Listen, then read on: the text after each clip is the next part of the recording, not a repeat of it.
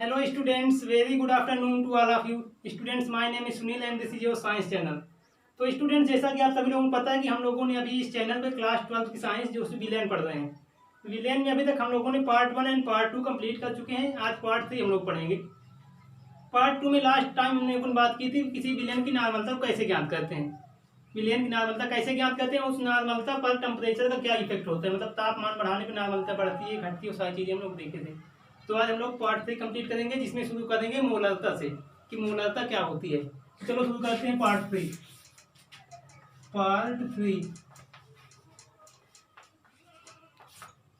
Class 12 chemistry, class 12, ठीक है। Solution का पार्ट 3 हम लोग पढ़ेंगे। सबसे पहली हेडिंग हम लोग आज पढ़ेंगे किसी विलेन की मोलरता कैसे ज्ञात करते हैं। नॉर्मलता हम लोग पढ़ चुके हैं, मोलरता पढ़ना है। तो हेडिंग डालिए मोलरता। मोलरता इसको हम लोग बोलते हैं मोलारिटी। मोलारिटी तो देखो इसकी परिभाषा क्या है, पहले परिभाषा थोड़ा समझ लेते हैं। तो परिभाषा क्या है कि किसी विलयन के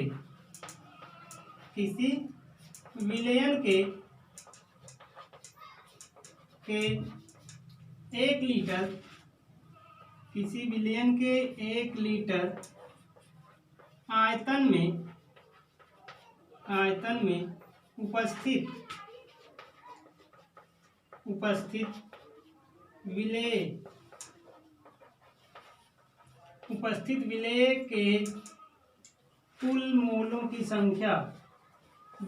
के कुल मोलों की संख्या, उस विलयन की मोलरता कहलाती है। उस विलयन की मोलरता कहलाती है। उस विलयन की मोलरता कहलाती है। आगे लिखो इसे एम, कैपिटल लेटर के एम से प्रदर्शित करते हैं। एम से प्रदर्शित करते हैं।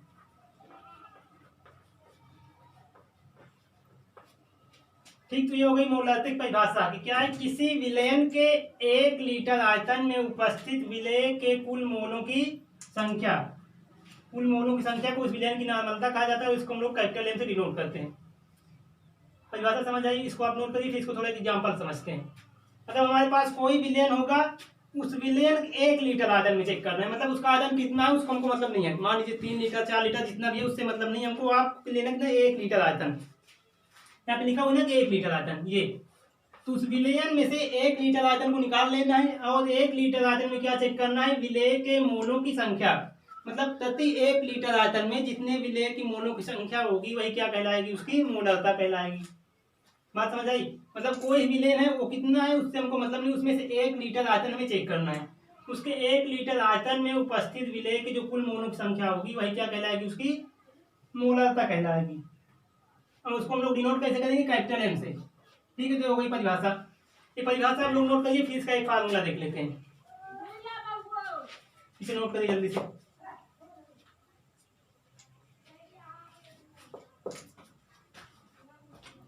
नोट हो गई,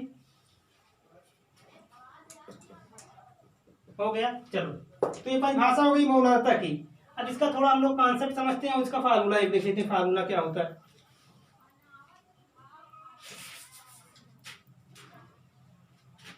नोट हो गया।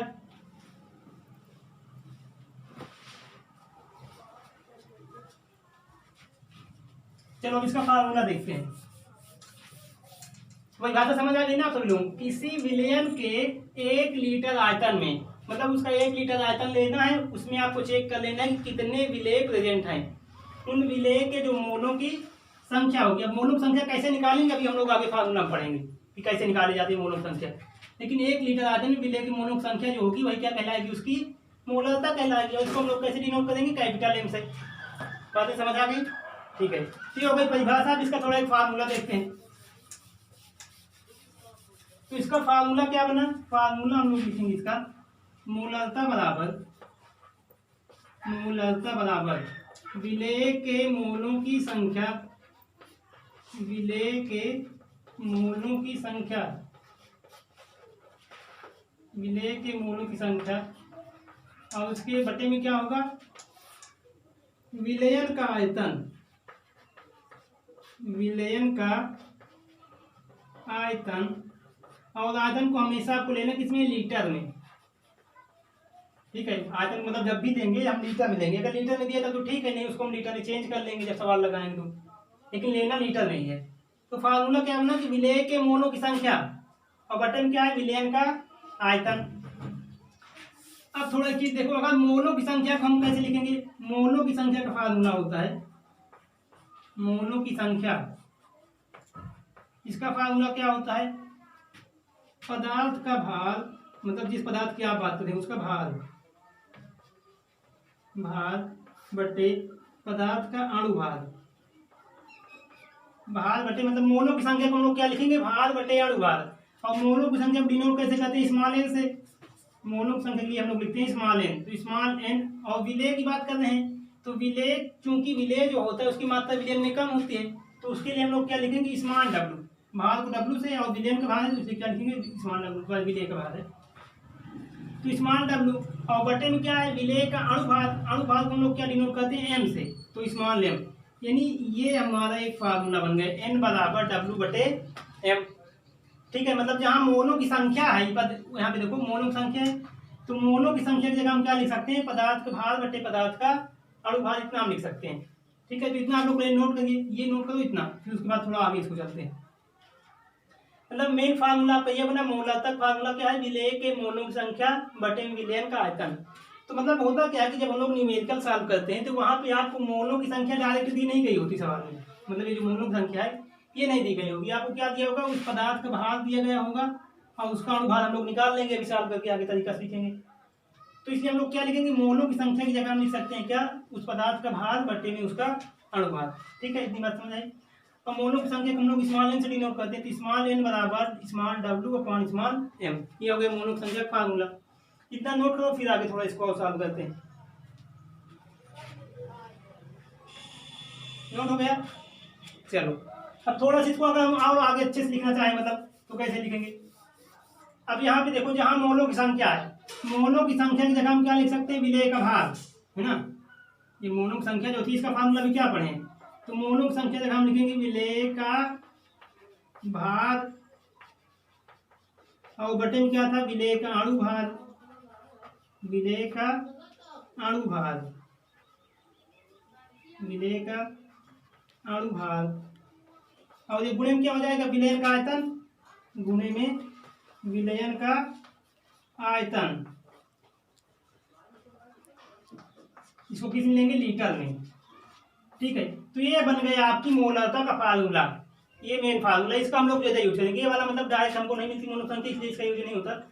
हम लोग क्या लगाएंगे, यहाँ पे विलय का भार आपको दिया गया होगा, उसका अणुभार हम लोग निकाल लेंगे अपने से भी कैलकुलेट करके, उसके बाद विलयन का आयतन दिया गया हो, आयतन आपको यह था तो एमएल में दिया गया होता, मिलीलीटर में, तो मिलीलीटर को हम लोग लीटर में चेंज करने के लिए 1000 से भाग दे देंगे और लीटर में चेंज हो जाएगा, कोई दिक्कत नहीं।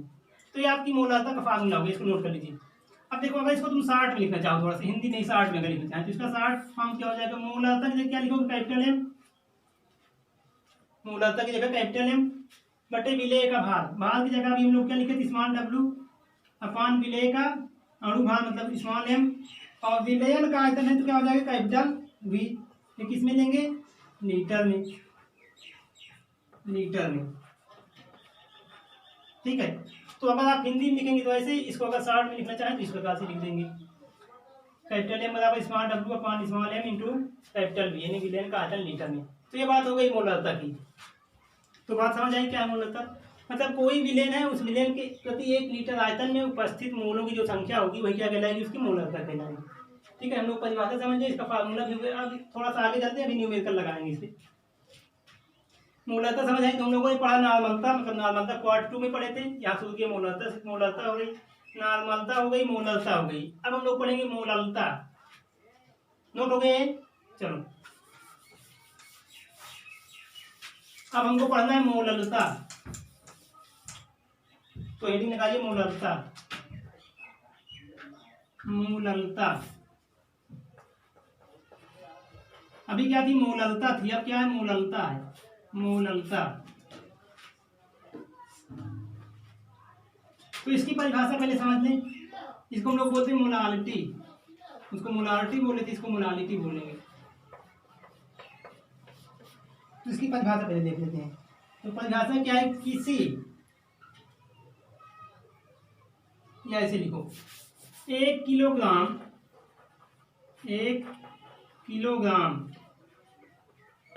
1 किलोग्राम विलायक में उपस्थित, विलायक में उपस्थित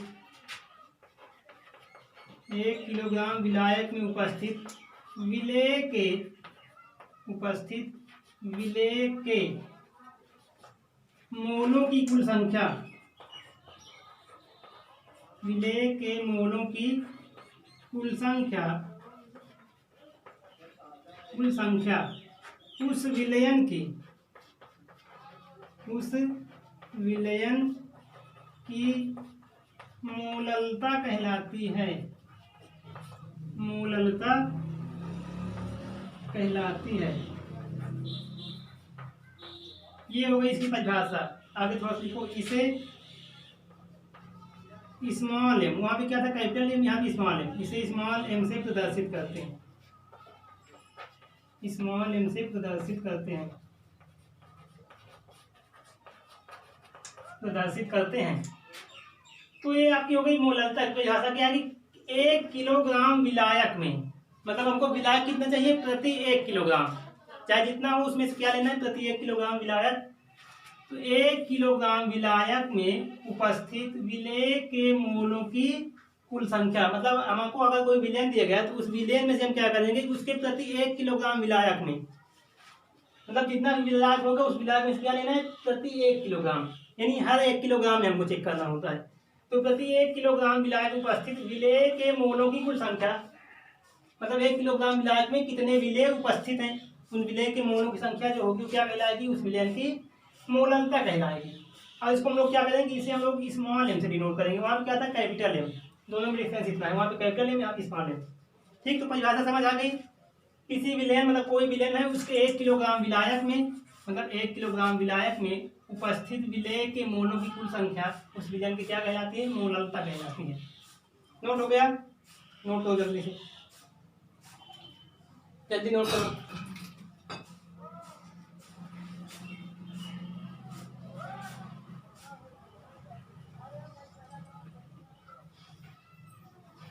नोट हो गया, चलो अब इसका फार्मूला देख लें।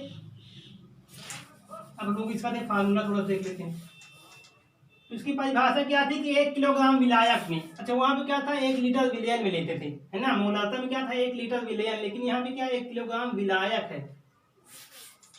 तो इसका अगर हम फार्मूला देखें तो मोललता बराबर क्या बन जाएगा, मोललता बराबर, ऊपर तो वही रहेगी विलेय के मोलों की संख्या, विलेय के विलेय के मोलों की संख्या, लेकिन नीचे यहाँ पे क्या हो जाएगा, अब यहाँ पे रहेगा विलायक का द्रव्यमान, विलायक का द्रव्यमान, इसको हम लोग लेंगे किलोग्राम में, किलोग्राम में। ठीक, तो ये इसका फार्मूला है, विलेय के मोलों की संख्या बटे विलायक का द्रव्यमान, किस में लेना है, किलोग्राम में आपको लेना है। ये बात समझ आई। अब देखो इसको भी अगर थोड़ा आप तोड़ के लिखना चाहें, क्योंकि मोलों की संख्या फिर आपको नहीं दी रही होगी, है ना, यहाँ मोलों की संख्या आपको न्यूमेरिकल में दी नहीं गई होती। तो मोलों की संख्या को हम क्या लिखेंगे, विलेय का भार बटे विलेय का अणु भार।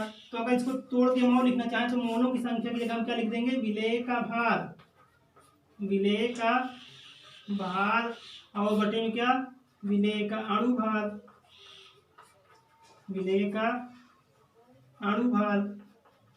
और यहाँ पे नीचे क्या था, विलायक का द्रव्यमान, तो गुणे में कर दो विलायक का द्रव्यमान, विलायक का द्रव्यमान किसमें लेना है, किलोग्राम में, किलोग्राम में। तो ये हो गया आपकी मोललता का फार्मूला। फार्मूला क्या बना, विलेय के मोलों की संख्या बटे विलायक का द्रव्यमान किसमें, किलोग्राम में। तो दोनों में डिफरेंस क्या है, वहां पे विलयन का आयतन लिए थे, यहाँ पे विलायक का द्रव्यमान ले लिया, बस फर्क कितना है, बाकी परिभाषा भी थोड़ा चेंज है, फार्मूला भी थोड़ा सा ही चेंज है।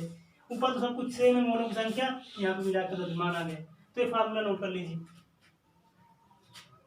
नोट करो इसको, फिर एक थोड़ा हम लोग एक रिलेशन देखेंगे, relation between normality and molarity, मतलब नॉर्मलता और मोलरता में संबंध। नोट हो गया? हो गया, चलो। तो हम लोगों ने ये क्या पढ़ा, मोलरता, अब क्या पढ़े, मोलरता। मोलरता और मोलरता ये दोनों चीजें पढ़ चुके, नॉर्मलता हम लोग पहले कंप्लीट कर चुके हैं। अच्छा, उस दिन शायद हम लोग बात किए थे कि नॉर्मलता पर टेम्परेचर का इफेक्ट क्या होता है। मतलब जैसे हमने कहा किसी विलेन की नॉर्मलता है, तो अगर हम टेम्परेचर बढ़ा दिए उस विलेन का तो उसकी नॉर्मलता पे क्या इफेक्ट पड़ेगा, मतलब नॉर्मलता बढ़ेगी घटेगी। तो हम लोगों ने इसको उस दिन देखा था, थोड़ा सी समझ लेते हैं एक बार। तो नॉर्मलता का फार्मूला क्या था, नॉर्मलता का फार्मूला हमारा था विलेय का ग्राम या ग्राम तुल्यांकों की संख्या, ग्राम तुल्यांकों की संख्या किसके लिए में, विलेय के, ग्राम तुल्यांकों की संख्या, और बटन क्या था, विलयन का आयतन, विलयन का आयतन। ये नॉर्मलता का फार्मूला था। तो हमें पता क्या क्या करना है कि नॉर्मलता पर टेम्परेचर का इफेक्ट क्या होता है, मतलब नॉर्मलता पर ताप का क्या प्रभाव पड़ता है, वो चेक करना है। तो देखो कैसे पता करेंगे, हमको पता ही है कि मान लो हमारे पास कोई सॉल्यूशन, कोई विलयन है, अगर उसका टेम्परेचर हम इंक्रीज कर दें, मतलब तापमान उसका अगर हम बढ़ा दें, तो तापमान बढ़ाने पे होगा क्या, उसका आयतन बढ़ जाएगा। जैसे ही आप उसका तापमान बढ़ाएंगे तो उसका आयतन बढ़ जाएगा, और जैसे ही आयतन बढ़ेगा तो देखो यहाँ से निष्कर्ष निकला कि जो नॉर्मलता है वो आयतन के व्युत्क्रमानुपाती है ना। यहाँ देखो नॉर्मलता आयतन इसके बटे में है, तो मतलब नॉर्मलता जो होती है वो आयतन के व्युत्क्रमानुपाती होती है। इसका मतलब क्या हो गया, आयतन बढ़ेगा तो नॉर्मलता घट जाएगी। व्युत्क्रमानुपाती मतलब दोनों एक दूसरे उल्टा है, अगर ये चीज नीचे वाला बढ़ेगा तो ये घट जाएगा, या ये घटेगा तो ये बढ़ जाएगा। तो हमने क्या किया, टेम्परेचर बढ़ाए हैं, तो टेम्परेचर बढ़ाने में भाई नॉर्मलता बढ़ जाएगी, सॉरी आयतन बढ़ जाएगा, और जब आयतन बढ़ जाएगा तो क्या होगा, नॉर्मलता घट जाएगी। ये बात समझ आई। मतलब अगर आप किसी विलेन का टेम्परेचर बढ़ाएंगे तो उसकी नॉर्मलता हमेशा घट जाएगी। ये बात आपको समझ आ गई। यही चीज मोलरता में भी होता है। अगर हम आपसे पूछें कि अगर किसी विलेन का तापमान बढ़ा दिया जाए तो उसकी मोलरता पर क्या प्रभाव पड़ेगा, तो देखो मोलरता का फार्मूला क्या था, मोलरता, मोलरता का फार्मूला था विलेय के मोलों की संख्या, विलेय के मोलों की संख्या। अब मोलों की संख्या पे ताप का कोई प्रभाव पड़ता नहीं है, जो भी उसका इफेक्ट पड़ेगा इसके आयतन पड़ेगा। तो फिर बात वही आ गई कि अगर आप टेम्परेचर बढ़ाएंगे तो आयतन बढ़ेगा, आयतन बढ़ेगा तो मोलरता भी घट जाएगी। तो निष्कर्ष क्या निकला कि जैसे ही आप टेम्परेचर बढ़ाएंगे तो उस विलेन की नॉर्मलता भी घटेगी, मोलरता भी घटेगी, दोनों चीजें घट जाएंगी। ठीक है, मतलब नॉर्मलता भी घट जाती है और मोलरता भी घट जाती है। तो ये छोटी छोटी बातें थी। हाँ, एक चीज अगर मोलरता की आप बात करें कि मोलरता पर ताप का क्या इफेक्ट पड़ता है, मतलब नॉर्मलता भी घट जाती है, मोलरता भी घट जाती है, लेकिन मोलरता भी क्या इफेक्ट होता है, तो थोड़ा मोलरता को समझो। मतलब मोलरता भी ताप का क्या इफेक्ट पड़ता है, मोलरता। तो मोलरता का क्या फार्मूला था, अभी हम लोग पढ़े, विलेय के मोलों की संख्या, विलेय के मोलों की संख्या,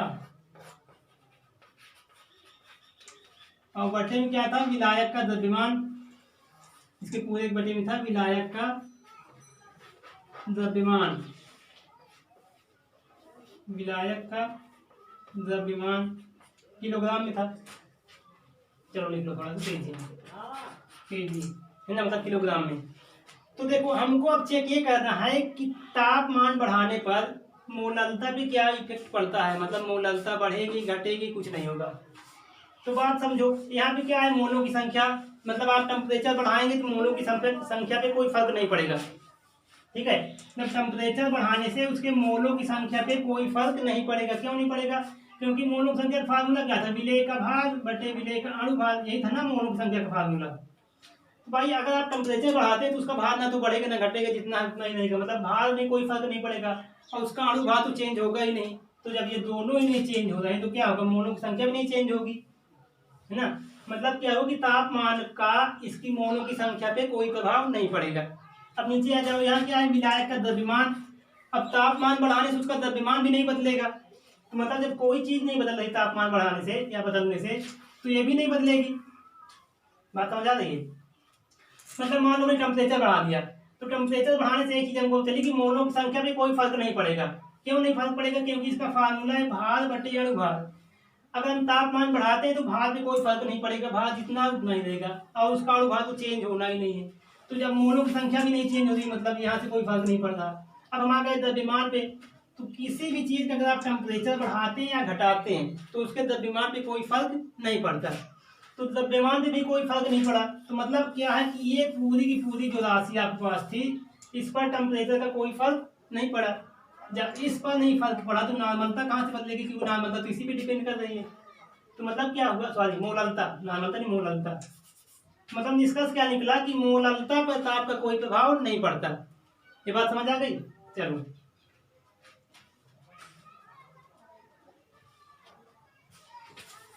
तो हमने पढ़ लिया नॉर्मलता, मोललता, मोललता। अब थोड़ा सा हमको देखना है नॉर्मलता और मोललता में संबंध। तो लिखिए नॉर्मलता और मोललता में संबंध। नॉर्मलता एवं मोललता में संबंध।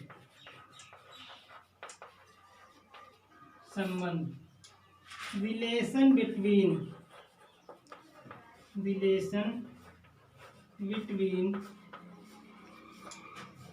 नॉर्मलता को बोलते हैं नॉर्मेलिटी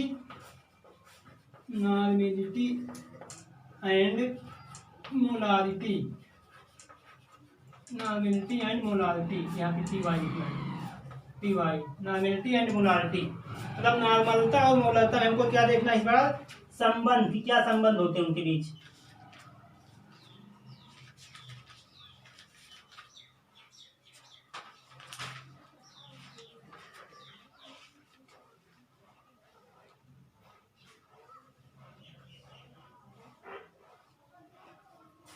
तो देखो इसका संबंध क्या है कि नॉर्मलता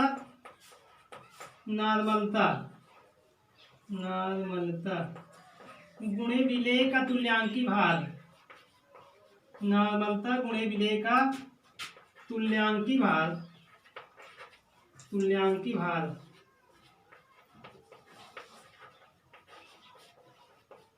ये बराबर किसके होगा, ये आपका बराबर होगा मोललता गुणे विलेय का अणुभार। बराबर होगा मोललता गुणे विलेय का अणुभार।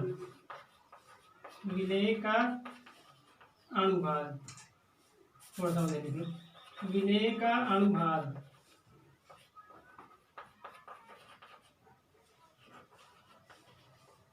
ठीक है, मतलब नॉर्मलता और मोललता संबंध क्या है कि जो नॉर्मलता होगी अगर उस नॉर्मलता को उस विलेय के तुल्यांकी भार से गुणा कर दिया जाए और मोललता को विलेय के अणुभार से गुणा कर दिया जाए तो ये दोनों आपस में क्या होते हैं, बराबर होते हैं। मतलब इसकी जरूरत तो पता है कहाँ पड़ेगी। अभी हम लोग जब सवाल लगाएंगे ना, सवाल में क्या होगा, कहीं कहीं आपको नॉर्मलता दे देगा, उसके बाद कहेगा आप मोललता बताइए, या फिर आपको मोललता देगा कहीं नॉर्मलता बताइए। तो ये जहाँ पे दोनों पे रिलेशन है, इस रिलेशन से हम लोग उसको निकाल लेंगे। तो ये है संबंध, रिलेशन, मतलब किसके किसके बीच, नॉर्मलता और मोललता के बीच। तो इसको नोट डाउन कर लीजिए आप लोग। नॉर्मलता और मोललता में संबंध, नॉर्मलता गुणे विलेय का तुल्यांकी भार बराबर मोललता गुणे विलेय का अणुभार, ये इन दोनों के बीच संबंध है। जल्दी नोट करो फिर आगे चलते हैं।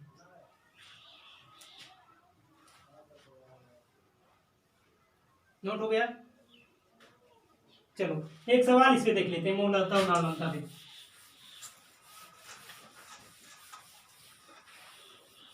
एक सवाल देख लें।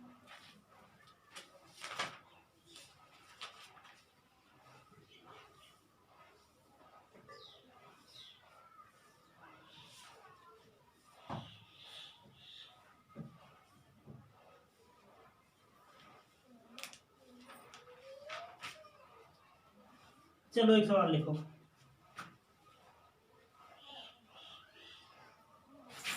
सवाल है आपका कि 10 ग्राम कास्टिक सोडा, 10 ग्राम कास्टिक सोडा मतलब सोडियम हाइड्रोक्साइड NaOH। 10 ग्राम कास्टिक सोडा को 500 ग्राम जल में विलेय किया गया। जल में विलय मतलब घोला गया, है ना, विलय किया गया यानी घोला गया, विलय किया गया यानी घोला गया। तो आपसे कहता है कि उस विलयन की मोललता क्या होगी, उस विलयन की मोललता क्या होगी, मोललता क्या होगी। अब ये क्या निकालना है, मोललता, मोललता क्या होगी। अच्छा इसी में एक सवाल और जोड़ ले, फिर आगे लिखो कि यदि विलयन का आयतन, इस बार आयतन भी हमको दे दिया, विलयन का आयतन 500 ml ले लो, 500 मिलीलीटर, मतलब आयतन कितना है 500 मिलीलीटर, हाँ मिलीलीटर हो तो विलयन की मोलरता बताइए, विलयन की मोलरता बताइए, मोलरता ज्ञात कीजिए। ठीक है, ये क्या है, आपका सवाल है, मतलब सवाल क्या कि 10 ग्राम कास्टिक सोडा को 500 ग्राम जल में घोला गया तो उस विलयन की मोलरता क्या होगी। फिर आपसे कहता है इसी में एक सवाल और दिया कि यदि विलयन का जो आयतन है वो 500 ml हो, विलयन का आयतन कितना है 500 ml, तो आप उसकी मोलरता भी बता दीजिए। मतलब हमको दो चीजें इसमें निकालनी है, मोलरता और मोलरता।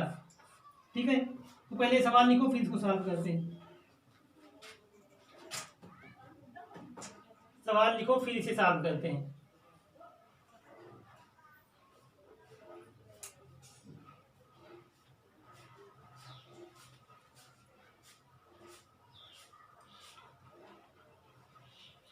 नोट हो गया सवाल,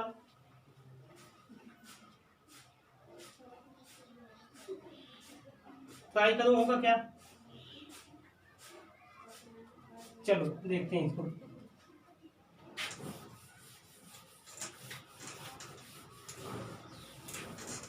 पहले थोड़ा देखते हैं क्या क्या हमको दिया है। वो उसने कहा कि 10 ग्राम कास्टिक सोडा को, मतलब 10 ग्राम कास्टिक सोडा को 500 ग्राम जल में घोला गया। तो पहले हमको थोड़ा समझना है कि कौन सा इसमें विलेय है कौन सा विलायक है। तो हम लोग जब विलेय पढ़ रहे थे तो उसमें पढ़े थे कि जिसकी मात्रा ज्यादा होती है उसे हम विलायक कहते हैं और जिसकी मात्रा कम होती है उसे विलेय कहते हैं। या फिर ऐसे समझो कि जिस पदार्थ को घोला जाता है उसे हम विलेय कहते हैं, मतलब जिसको घोला जाता है वो विलेय है और जिसमें घोला जाता है वो विलायक है। तो यहाँ पे किसे घोला गया है, कास्टिक सोडा को, तो कास्टिक सोडा का भाग मतलब कास्टिक सोडा क्या हो जाएगा, विलेन है, और जिसको घोला गया सॉरी मतलब जिसको घोला गया वो क्या है, विलेय है। तो हम लोग किसको बोले, कास्टिक सोडा को, तो कास्टिक सोडा क्या हो जाएगा, विलेय। यानी आपको दिया है विलेय का भाग, वो कितना दिया है 10 ग्राम, है ना, विलेय का भाग 10 ग्राम दिया है। और कहता है किसमें घोला गया है, 500 ग्राम जल में, तो जल क्या हो गया, विलायक हो गया। तो आपको दिया है विलायक का भाग, यहाँ पे लिख लो विलायक का भाग, विलायक का भाग यानी भाग वही क्या उसका द्रव्यमान, जिसे हम द्रव्यमान कहते हैं वही भाग यहाँ पे। ये कितना है 500 ग्राम, है ना। और आपसे क्या पूछा है, आपको दिया था विलयन का आयतन, विलयन का आयतन, आयतन कितना दिया है 500 मिलीलीटर, 500 ml, इतना चीजें आपको दी गई हैं। और एक चीज यहाँ विलेय है, क्या विलेय है आपका सोडियम हाइड्रोक्साइड, मतलब इस चीज को घोला गया है ना, विलेय जो है वो सोडियम हाइड्रोक्साइड है, इसे घोला गया है। तो हमें निकालना क्या क्या है, हमें निकालना है मोललता एंड मोलरता, मोललता निकालना है मोलरता। तो पहले हम क्या निकाल ले, पहले हम मोललता निकाल लेते हैं, मोललता। तो मोललता का फार्मूला क्या था, विलेय का भार बटे विलेय का अणु भार, फार्मूला भी पढ़े ना पीछे, विलेय का भार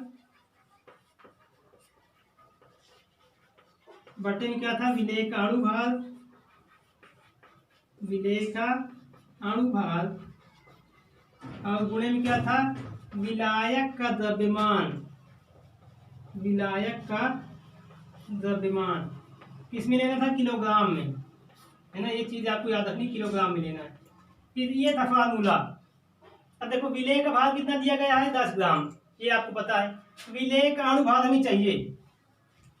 अब यहाँ पे थोड़ा लिख लो, विलेय का अनुभाग कैसे निकालेंगे। देखो विलेय आपके पास क्या है, सोडियम हाइड्रोक्साइड है ना, सोडियम हाइड्रोक्साइड, इसका अनुभाग थोड़ा निकाल लेते हैं। तो अनुभाग का तरीका क्या होता है, ये सोडियम, सोडियम का आपको चाहिए परमाणु भार, इसका परमाणु भार होता है 23, ठीक है। सोडियम विलेय है आपका, तो सोडियम का परमाणु भार 23, तो इसके परमाणुओं की संख्या 1। तो जितना परमाणु भार है उस परमाणु भार को इसके परमाणुओं की संख्या से हम गुणा कर देते हैं। परमाणु भार 23 था, इसके परमाणु की संख्या 1 थी, तो हमने 23 गुणे यहाँ पे 1 कर दिया। फिर प्लस का निशान लगाएंगे, फिर क्या है ऑक्सीजन, ऑक्सीजन का परमाणु भार 16 होता है, इसके परमाणु की संख्या भी यहाँ 1 है, मतलब एक ही ऑक्सीजन परमाणु उपस्थित है, तो 1 प्लस हाइड्रोजन का परमाणु भार 1 और इसके परमाणु की संख्या भी 1 है। अब इन सबको गुणा कर लो, 23 यहाँ पे हो जाएगा, 23 प्लस 16 प्लस 1, 16 1 17, 17 3 20, 20 40, मतलब इसका परमाणु भार कितना आ गया, 40 आ गया, ठीक है। सोडियम हाइड्रोक्साइड का परमाणु भार कितना आया, 40 आया। तो अब इस फार्मूले पे रखो, चलो देखो क्या आता है आंसर।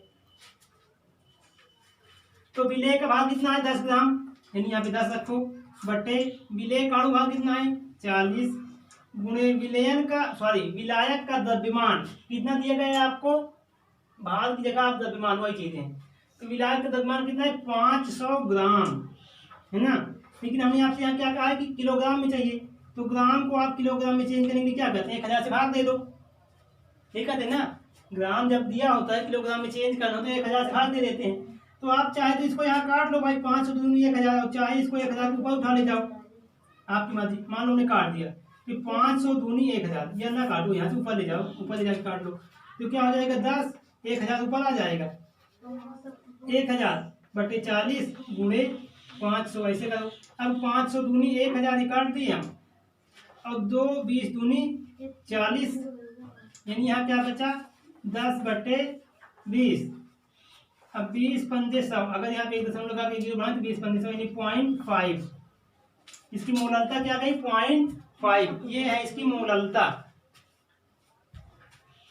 ठीक है। अच्छा मोललता का फार्मूला क्या होता है, थोड़ा सा इसको और लिखो ताकि यहाँ पे जगह लिख जाए, फार्मूला लिखेंगे, फार्मूला नहीं मतलब मात्रा।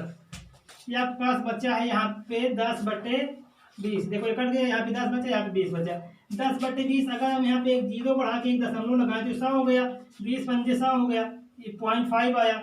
अब इसका मात्रा हमें चाहिए, तो मात्रा क्या, देखो मात्रा कैसे निकालते हैं, फार्मूला क्या था विलेय के मोलों की संख्या, तो मोलों की संख्या को हम लोग लिखते हैं मोल, और बटे में क्या था विलयन का विलायक का द्रव्यमान, द्रव्यमान किसमें होता है किलोग्राम में, तो मोल प्रति किलोग्राम, तो इसकी मोललता कितनी आ गई 0.5 मोल प्रति केजी, ठीक है। तो एक आंसर ये हमारा रहा, क्या निकाले मोललता, इसको नोट करो, फिर हम लोग निकालते हैं मोललता, इसकी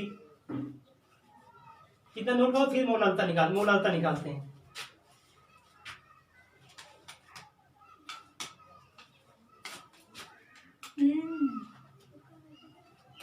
नोट हो गया, जल्दी करो।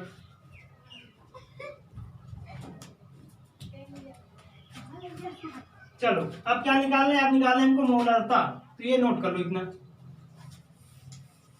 अब क्या निकालेंगे, इस बार निकालेंगे हम लोग मोललता। अब देखो मोललता का फार्मूला क्या था, मोललता इसका फार्मूला क्या है, विलेय का भार बटे में विलेय का अणुभार और गुणे में क्या है विलयन का आयतन, किसमें लेना है लीटर में, ये है इसका फार्मूला, ये किसमें लेंगे लीटर में, ठीक है, ये इसका फार्मूला है। अब यहाँ पे चलो रखो, फिर से वही काम करना है, विलेय का भार तो वही 10 ग्राम, यहाँ पे 10 रखो, बटे विलेय का अणुभार 40, यहाँ पे 40 रखो। अब इस बार क्या रखना है, विलयन का आयतन हमें लेना है, और आयतन भी कितना दिया है 500 ml दिया है, तो इस 500 मिलीलीटर इसको किस में चेंज करेंगे लीटर में, तो मिलीलीटर को लीटर में चेंज करने के लिए 1000 से भाग दे देंगे, तो कुल मिला के आपका आंसर फिर वही आएगा जो पहले था। तो 10 ऊपर गया, यहाँ पे 1000 हो गया, बटे 40 गुणे 500 दूनी 1000 और 2 20 दूनी 40, ये क्या बचा यहाँ फिर वही बच गया 10 बटे 20, इसको आप फिर 1 दशमलव लगा के यहाँ 0 बढ़ाओ तो 100 हो गया, 20 पंजे 100, फिर आ गया 0.5। अब इसका थोड़ा मात्रक देखो, मात्रक इसका क्या बनेगा, मोल तो ऊपर रहेगा मोल, और नीचे क्या है विलेन का आयतन, आयतन का मात्रक क्या है लीटर, तो मोल प्रति लीटर, मतलब इसका मात्रक चेंज हो गया, बाकी वैल्यू वही आएगी। ठीक है, तो हम लोग क्या निकालिए, मोलरता और मोलरता, इसको नोट कर लो।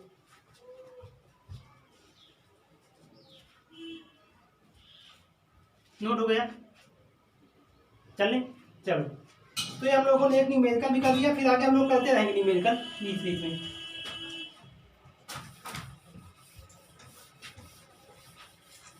ये बातें समझ आ रही हैं, बाकी आप लोग प्रैक्टिस अपने करिए, और अगर आपके पास कोई डाउट है, मतलब कोई क्वेश्चन आपको समझ नहीं आता, कहीं भी डाउट है तो कमेंट करिए, हम उसका जवाब आपको देंगे। तो चलो आगे देखते हैं, आगे क्या पढ़ना है हम।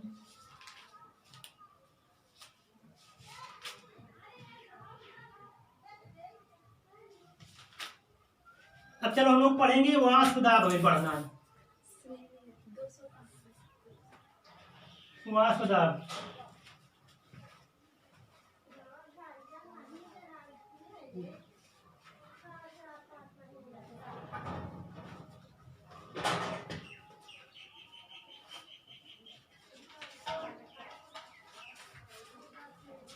क्या पढ़ना है हमको, वाष्प दाब, वाष्प दाब।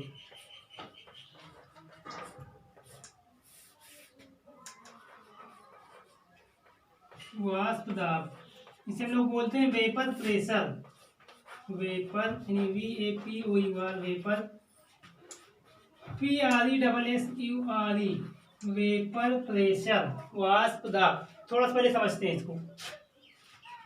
अच्छा, इससे पहले आप लोग थोड़ा बताइए वाष्पीकरण, वाष्पीकरण हम लोग कक्षा 9 10 आधा का पढ़े, 9 में पढ़ाया गया आपको। वाष्पीकरण क्या होता है, वाष्पीकरण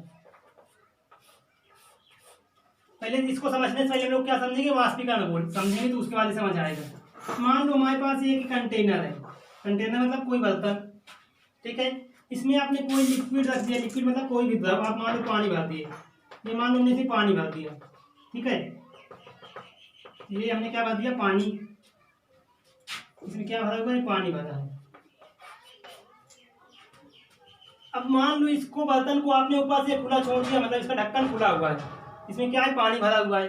अब इसको आप मान लो जिस कमरे में हमें, इसी कमरे में अगर इसको हम रख दिया जाए, ठीक है, इसको हम रख देते हैं, तो क्या होगा, ये जो पानी है ये धीरे धीरे भाप बन करके इस प्रकार से उड़ता रहेगा, ठीक है, मतलब आप इसको किसी भी टेम्परेचर पे, एक बात समझ लो, मतलब जो वाष्पीकरण होता है वो हर एक टेम्परेचर पे होता रहता है, बशर्ते फर्क इतना पड़ता है कि टेम्परेचर हाई होने पे तेजी से होगा, टेम्परेचर स्लो होने पे स्लो होगा, लेकिन वाष्पीकरण हर एक टेम्परेचर पे होता है। तो क्या है, अगर आप इसको इस प्रकार से पानी खोल के रख देते, मान लो ढक्कन इसका खुला हुआ है, तो क्या होगा, जो पानी है वाष्प बन करके धीरे धीरे धीरे धीरे ऊपर उड़ता रहेगा। तो मतलब वाष्पीकरण की परिभाषा क्या है कि किसी भी द्रव के, इसकी थोड़ा परिभाषा देख लो, इसकी परिभाषा क्या है, किसी द्रव के वाष्प में बदलने की, किसी द्रव के वाष्प में बदलने की प्रक्रिया को वाष्पीकरण कहते हैं, प्रक्रिया को वाष्पीकरण कहते हैं। ठीक है, मतलब हमारे पास कोई लिक्विड यानी द्रव है, तो द्रव अगर वाष्प में बदल रहा है, मतलब कोई द्रव था वो द्रव से किसमें चेंज हो रहा है, वाष्प में, तो किसी भी द्रव के वाष्प में बदलने की जो प्रक्रिया होती है उसी को आप क्या कहते हैं, वाष्पीकरण कहते हैं। ठीक है, तो मतलब यहाँ पानी क्या था, द्रव था, ये वाष्प में चेंज हो रहा है, मतलब इसका वाष्पीकरण हो रहा है। बात समझ आ रही, मतलब ये कंटेनर में क्या था, पानी को हमने बर्तन में भर करके रख दिया, इसका ऊपर से मतलब ढक्कन खुला हुआ है, तो हम देख रहे हैं कि जो पानी है वो वाष्प बन करके धीरे धीरे धीरे धीरे उड़ रहा है, तो इसके वाष्प में बदल करके, मतलब बदलने की जो प्रक्रिया है वही क्या कहलाएगी, वाष्पीकरण कहलाएगी। इतनी बात समझ आई, मतलब समझना क्या है कि आप कभी भी किसी द्रव को अगर रखेंगे किसी बर्तन में, आप उसे खुला छोड़ दीजिए, तो क्या होगा, धीरे धीरे वाष्प बन करके उड़ता रहेगा। ठीक है, मतलब अगर टेम्परेचर स्लो है तो स्लो होगा, हाई होगा तो हाई होगा, लेकिन वाष्पीकरण हर एक टेम्परेचर पे होगा। ठीक, तो मान लो हमने यहाँ कमरे में एक बर्तन में पानी रखा, उसको रख करके हमने छोड़ दिया, कुछ दिन के लिए हम छोड़ दिए। अब आप अगर कुछ दिन बाद आते हैं देखते हैं पानी थोड़ा बहुत कम हो जाता है, उसका रीजन यही कि वाष्पीकरण इसका होता रहता है। मतलब समझना क्या है कि मान लो ये बर्तन था, इसमें आपने पानी भरा, पानी भर के इसको आप रख दिए, तो ये क्या हुआ कि इसका वाष्पीकरण शुरू हो गया, धीरे धीरे वाष्पीकृत होकर के उड़ता रहेगा, वायुमंडल में जाता रहेगा। ठीक, लेकिन अब मान लो एक मिनट के लिए अब इस बर्तन को हम ऊपर से बंद कर दें, ठीक है, मतलब ये बर्तन को ऊपर से हमने बंद कर दिया। अभी बर्तन क्या था, खुला था ऊपर से, अब हमने इसको बंद कर दिया। तो बताओ जब बर्तन को हमने बंद कर दिया तो क्या अभी भी वाष्पीकरण होगा या नहीं होगा?